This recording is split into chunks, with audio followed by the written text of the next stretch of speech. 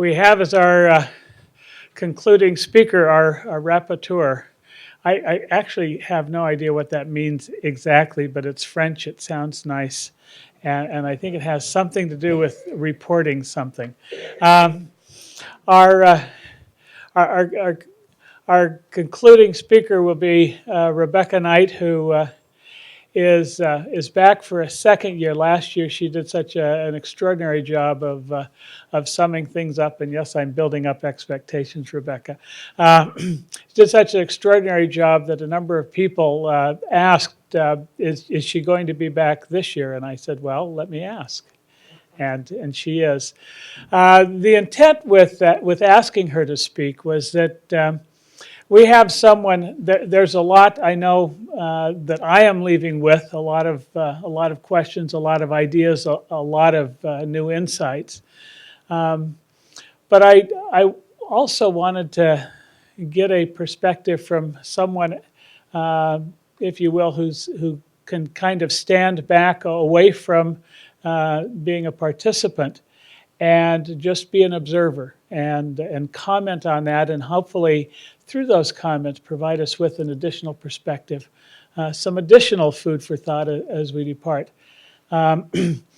Rebecca has been working as a journalist and as a reporter, has worked with Financial Times, with the Boston Globe as well, or sorry, my bad. And she brings very much a reporter's eye to this. So without further comment, I'm going to turn the time over to Rebecca. The mic is yours. Oh, Mike will do that. Thank you, Alan, very much. I am delighted to be back in the role of Rapporteur at this year's Global Leadership Summit. I had a ball last year, and when Alan extended the invitation again, he gave me the same advice as he did the year before. Be a fly on the wall, eavesdrop on people's conversations. Nothing is off the record.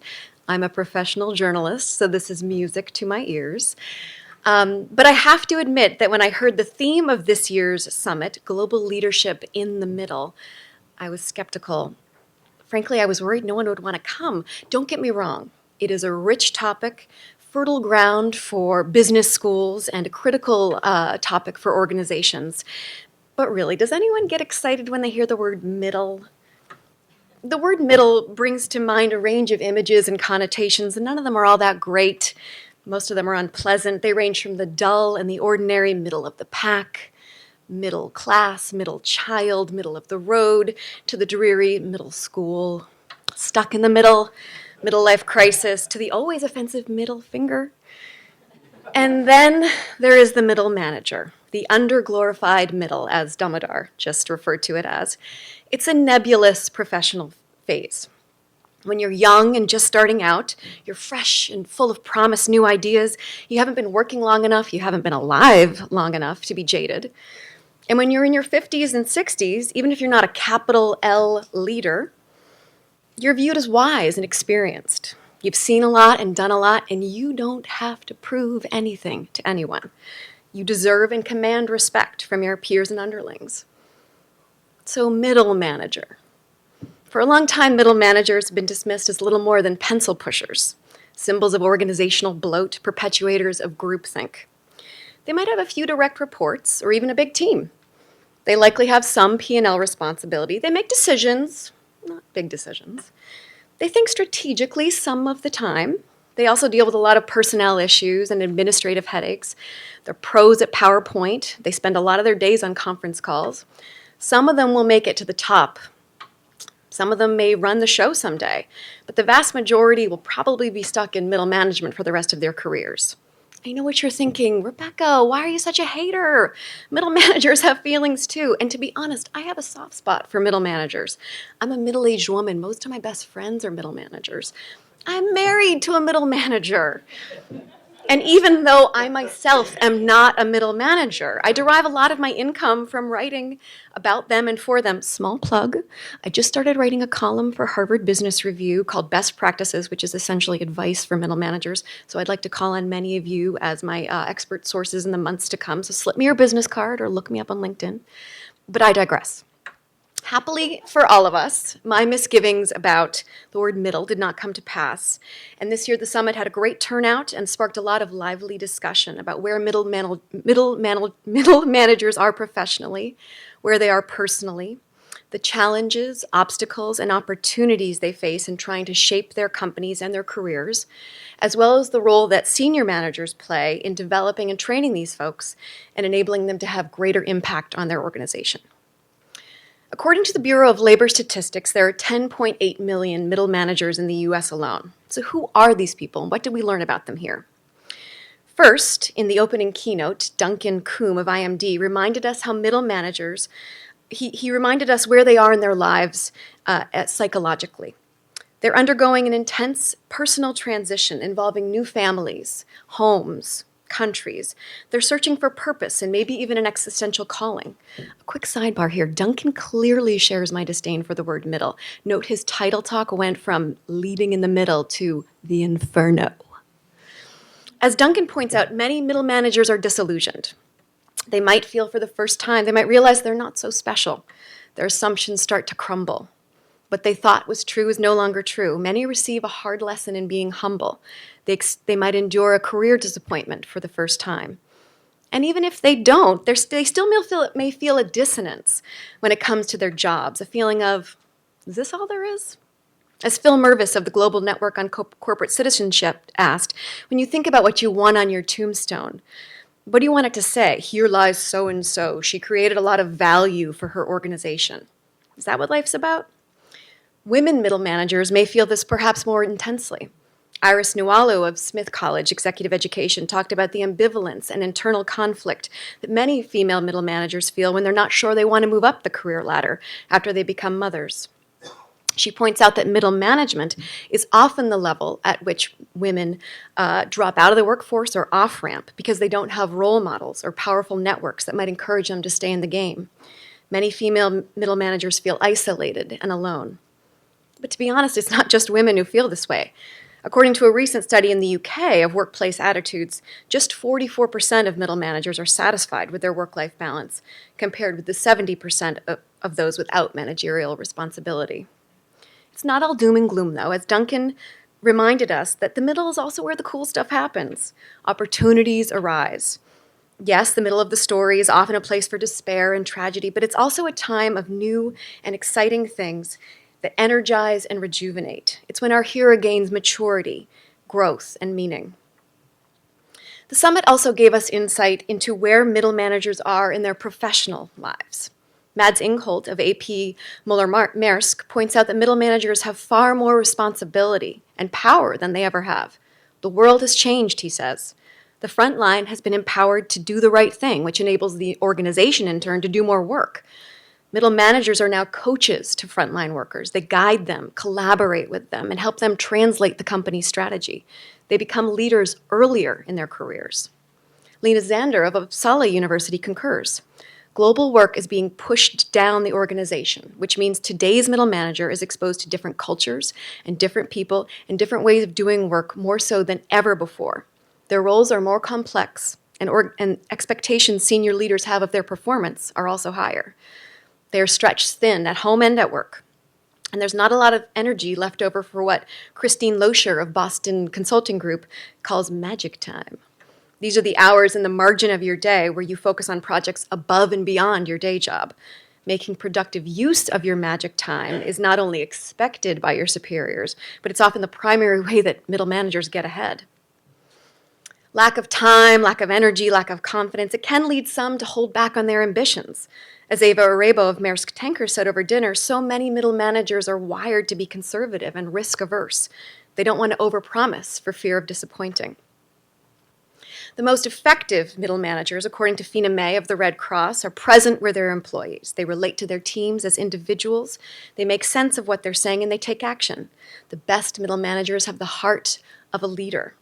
They are, as Roy Anderson of Metaprocure reported, giving their people an opportunity to learn, but also backing them up when things don't go perfectly. They're enabling their people to feel purpose and calling. Martha Mesnevsky of IMD sees the paradox of middle management as an opportunity. True, most of the work middle managers do is pretty unglamorous. They're not making the big decisions. They're not proven enough to have a seat at the grown-ups table. And yet, because middle managers are more in touch with frontline workers than senior leaders are, they have the capacity to affect real change. They can relate the organization's strategy and make it more meaningful because they're more engaged with workers and customers. The summit also provided us with insight into how organizations view middle managers and how senior leaders are thinking about training and developing these people and stoking the talent pipeline. We know that companies, particularly after the Great Recession, are leaner than ever. Not surprisingly, they're also expecting more of their middle managers. Organizations are placing greater demands on them. They want them to wield soft power and spend more time working across departments. They expect, as our husband and wife team, Julia Gleasing and Ken Riopel of Cultural Connections tell us, they expect high connectivity and effective communication across all levels. As Edward Dunn of Tata Consultancy Services says, that when it comes to effective middle management, it's not just the decisions they make, it's how they see themselves and how they empower the people working under them. They need to see themselves as influencers outside and inside the organization. Stephen Fry of Eli Lilly says that his company is looking for middle managers with a fire in their bellies. We want people who have that desire, that competitive spirit, he says. We want people who want to go out and win that race. After all, as Alan Bird reminded us, that middle managers, if they're good at their jobs at least, often get approached with big career opportunities. It's the time in their lives when they get asked to take on a new meaty assignment that requires a big time commitment, or even do an international posting. That's exciting in and of itself, but it also leads to difficulties. As we learned from Mila Lazarova of Simon Fraser, those middle managers who live overseas or who travel frequently often gain 15 or 20 pounds and deal with a great deal of family disruption. It's not rosy when it comes to work-life integration, she said. On the positive side, there are a lot of companies that are working hard to drive a culture of effective middle management. Sally Savoya, the CHRO at Praxair, says that in her company, the CEO is deeply committed to raising the profile, read promoting, middle managers. The CEO is sitting down with division heads and wants to know who's in the pipeline, she says. The CEO wants to be familiar with names, so when a job comes up, he can weigh in. Jenny Whitener, the founder of Bridge Innovate, the consultancy, told us she's taking a note from the medical community and trying to provide immersive, experiential opportunities where middle managers see one, do one, and teach one. When it comes to training, ROI is key. Companies want to make sure they're spending wisely and they're spending the right money. Mark Huselid told us how some companies are using big data to figure out where and who to spend money on. They want to be strategic. Dolph Johnson at Hasbro says that his company is trying to do less training and more development, particularly when it comes to mentoring. But it's important that companies be candid with employees about where they stand. A lot of people don't know what it takes to get to the next level, he says. The company owes it to employees to have that open and honest conversation. Having those transparent conversations, says Charlie Tharp, is the adult way of dealing with people. Besides, not all middle managers are gunning for that next promotion or that corner office. Is that a good thing or a bad thing? Michael Dunbar of Covidian says that his company spends a fair amount of money training people, particularly in the English language, but he also runs into a fair number of people who don't want to go any further. They say, I'm happy where I am. There's only so much an organization can do. So now that's what we've learned about where they are. So where do we go? I've already said that I am not a middle manager, but I have a lot of sympathy for the lifestyle. I understand that middle managers have hectic jobs, a lot of responsibility, and not a whole lot of power. They have a lot of stresses in their lives. They're supposed to be thinking about the needs of their organizations and their teams, but also planning their own careers and plotting their next big, ambitious moves. Let's not forget they're also dealing with kids and mortgages, retirement accounts to fund, and college savings accounts to fund, and marriages that are strained because there's not enough time in the day and date night doesn't really cut it. They're also middle-aged, so they're dealing with the first inklings of their bodies breaking down. Bad backs, bad knees, balding heads, gray hairs, wrinkles, a thickening middle, there it is, again, middle. There are a lot of complex dynamics taking place, and like middle age itself, middle management is hard and messy. But then again, middle age isn't so bad. And frankly, there are a lot of attributes and characteristics of middle age that are particularly suited for excelling at middle management. Hear me out. Unlike when you're in your 20s, you know who you are. You know your strengths and your weaknesses. You've taken some knocks and gotten back up again. You've been around long enough to know what's important to you, but at the same time, you've not been around so long that you're cynical and unwilling to try new things or implement new ideas. You not only know yourself better, you also have a better read on people. Remember when you first arrived at college or graduate school and you were convinced that everyone in the room was smarter than you? You were worried you were an admissions mistake? You know better now. In your 30s and 40s, you're not as intimidated by the suave, not hair out of place operator who adeptly plays games of office politics. You've seen that game before. You've also seen the value of soft power. You understand how to influence both in your organization and at home with your spouse or your children or your partner or your friends. As a middle manager, you might not be able to make a decision and force people to move in your direction, but you can nudge them over to your side. You know how and when to pick your spots. In middle age, especially if you're raising kids, you receive a daily lesson in the power of perspective. Every day you're seeing the world through your children's eyes, and you're learning from them just as you're learning from senior members in your team. Seeing the values of these perspectives has direct translation to how you do your jobs. You may be more open to thinking about a finance problem from a marketing perspective. You may be more willing to take an operations issue that your team is grappling with and think, how might a customer view this? How might a shareholder? How might our community? You're open to new ideas and perspectives that maybe young and experienced workers aren't, and in ways that perhaps older workers might reject out of hand because they're set in their ways. Another thing about middle managers who are also raising kids at home is that they're already in nurturing roles. They're working hard to develop and cultivate and encourage these little beings, making sure they're eating right, getting their homework done, being kind to their friends and siblings, exposing them to new places and people and experience, trying to broaden their horizons. They also need to make tough calls and tell their children when they're falling short and not measuring up to their potential. A lot of those inclinations and skills have direct application to the job of a middle manager in terms of training and developing a team. And one last one, because middle-aged people are stretched in so many directions in their personal lives, they're honing their executive functioning skills. They're balancing parent council meetings and soccer games with the demands of aging parents and marriage. They're managing project deadlines, virtual teams of people spread all over the world, and they're on the road every other week in far-flung destinations. This ability to evaluate and respond to the needs of multiple stakeholders sharpens their mind and probably makes them better at their jobs. This is to say that middle age is actually a virtue for middle management, and maybe companies need to acknowledge this more.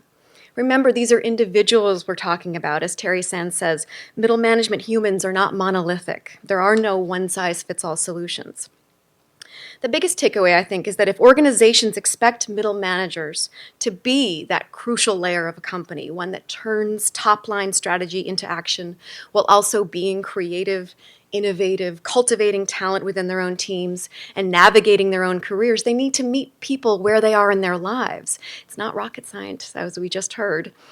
Organizations need to look at their middle managers as individuals and ask, what's the best way to motivate this person? What inspires them? What do they want out of their current job? What do they want out of their next role? Where do they want to go? Who do they want to be? What are they good at already? What do they need to work on? How can we coax them out of their comfort zone, get them comfortable with risk? What do they have time for? What do they have energy for? What are their passions? And finally, how can we help them? Thank you.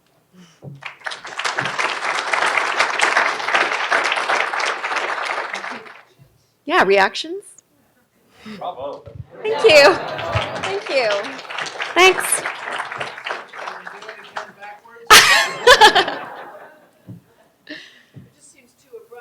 I know. But like I said, I'm just a journalist. I just write down what people say and say it back to them. And anyway.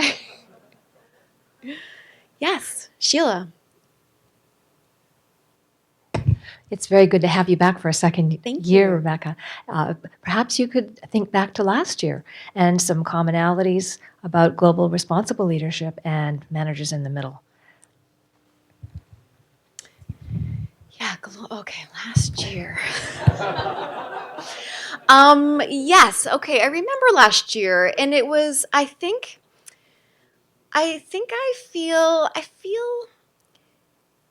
CSR is hard. It's really hard because you can't help but feel really cynical about companies saying they want to do all this good in the world and then also needing to make a lot of money because that's what they're there for, and they have to answer to shareholders too. And so in terms of CSR, I don't know. I think I remember seeing companies doing one thing with their left hand and one thing with their right hand, and feeling more cynical about it than I do with this stuff, because I feel as though middle managers, they really are invested in having middle managers succeed and be good at what they do and make money for the organization and develop their products and their people. So I feel like this is a little more concrete, more black and white than CSR. CSR is a tough one. And I know it wasn't just about CSR. It was about a lot of other issues, but yeah. Great. I know I was the last one, so well done. Okay, yes. What about your dealings with middle managers and senior managers as their willingness to talk to the press? Um, Middle managers, in terms of talking to me, everything is so tightly scripted right now in organizations. You really need to get people off the record. It's so tough because oftentimes a PR will need to be on the call, and then they'll say, well, I think what this manager actually means, or I think what we're trying to say here is, so you get a lot of that in terms of who's more willing to talk to me. I think middle managers, like what I said in my piece, they definitely have their finger on the pulse much more of what customers are feeling, what the front lines are dealing with, and the issues that may be hampering the company's growth. In terms of being open with the press, neither one of them are. I don't know. I mean, senior leaders generally have more authority to talk to me, so I end up talking to more senior leaders than middle managers. Great. Thank you. Thanks.